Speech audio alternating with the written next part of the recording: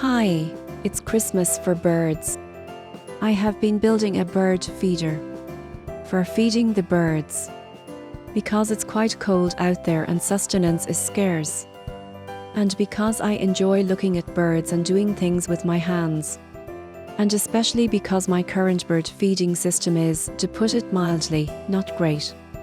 So here you see how I'm starting. I have printed templates for my design and glued them onto plywood. And before cutting the different shapes, I'm drilling holes where I will want openings. You will tell me that I will ruin my workbench. Well, yes, that's how sacrificial workbenches work. And believe me, this is only the beginning for this poor thing. On an unrelated note, I have been playing with different camera setups. The field of view is a complicated matter, but not as much as this camera. After 20 minutes or so of filming, it overheats and shuts down, which I find ridiculous. It caused me a lot of corrupted files and lost footage. That's why there will be steps of the build not shown. I'm sorry. Anyway, here is me now operating the cheapest reciprocating saw money can buy. It's a matter of cutting along the template lines.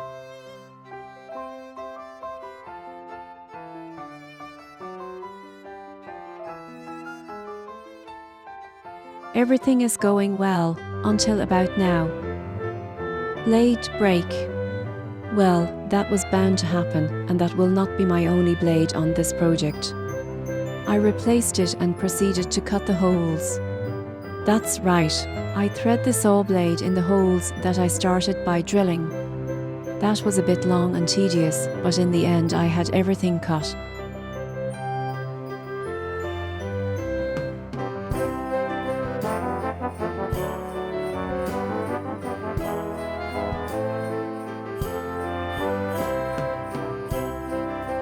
And believe that I unplugged the saw every time I had to unscrew the blade. It stayed unplugged until I had plucked the blade and satisfied myself that its tension was right.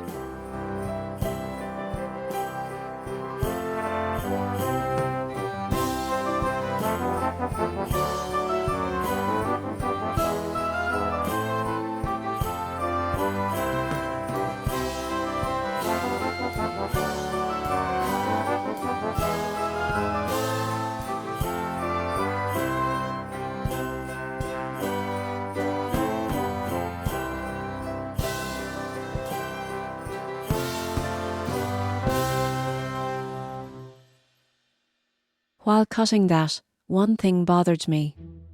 The circles meant for tits and swallows to enter the bird feeder were small, and measuring them, they are 30 millimeters instead of 38. I suppose this happened because of scaling when I printed the templates.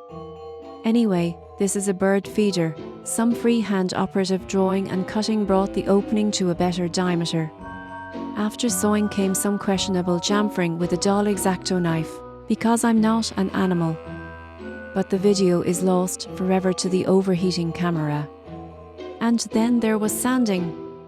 This is a meditative activity that I mostly undertook in evenings after work.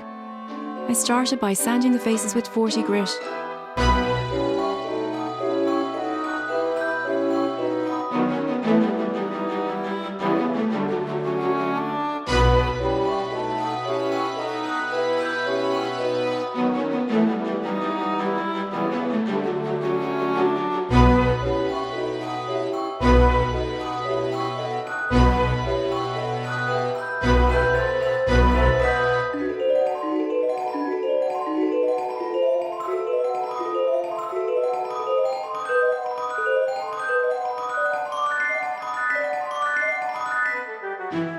Then once I had all faces and all edges sanded, I moved up the grits. I think I finished at 120. That was enough to have me feel that the plywood was smooth under my fingers.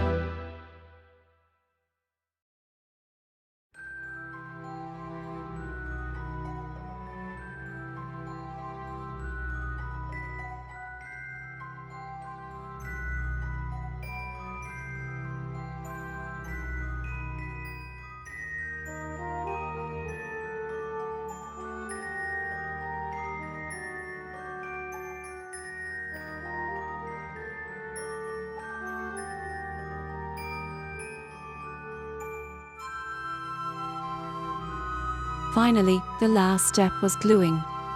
I used 2-part epoxy, about 100 grams for each side. That was too much. The choice of epoxy was based on the idea that it will protect the plywood from moisture, so as to not explode during the nights when it freezes. It should as well make it easier to clean the bird feeder. I started by applying a first coat on one side and the edges of each piece.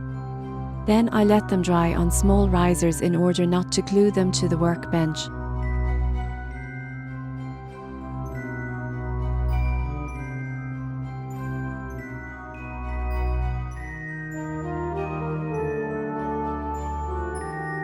After a day, the epoxy had sufficiently set to proceed to the other side. At that point, I took the opportunity to assemble the pieces. The entire bird feeder holds with a lot of epoxy and a couple of 3D printed parts.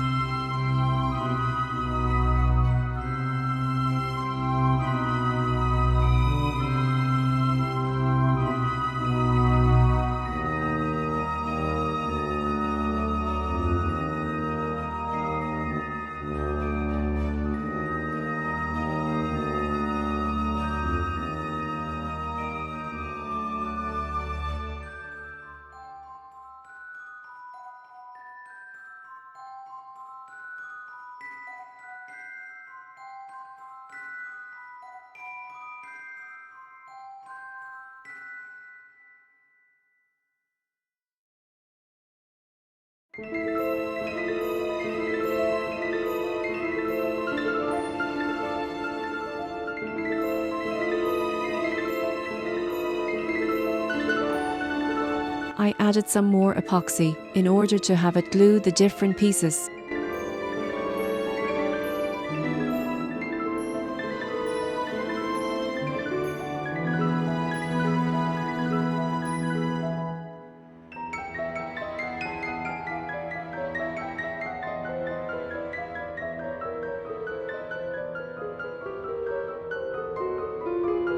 Here's probably the weakest point of this build. If it does not hold, I can probably 3D print hooks or just tie the knots to the upper frame.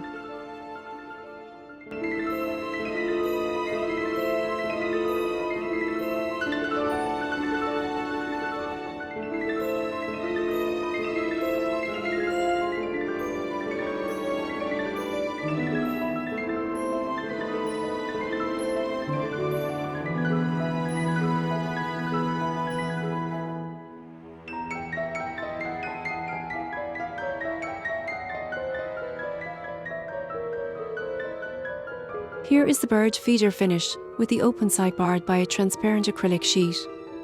This will let me look at the birds. You see it for the first time, that's again lost footage. But there is nothing to it, simply an acrylic rectangle. This is the end. Thanks for watching. See you next time. Or stay for a message from the sponsor of this video.